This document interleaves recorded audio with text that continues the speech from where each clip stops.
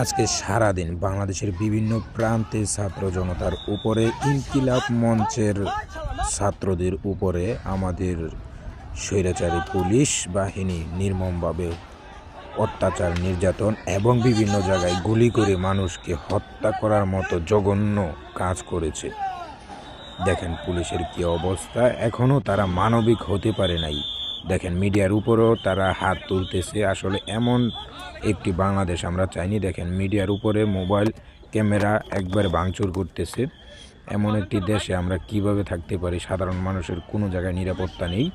দেখেন ছাত্রদের উপরে কিভাবে নির্মমভাবে লাঠিচার্জ সহ গুলি, গ্যাস, গোলা বারুদ। দেখেন পাঞ্জাবি টুপি দেখলেই তাদের গা জ্বলে। দেখেন কি একটা অবস্থা বাংলাদেশের। দেখেন এভাবে আসলে এই যে দেখেন দৈরা দৈরা মোবাইল পর্যন্ত চেক দিতেছে।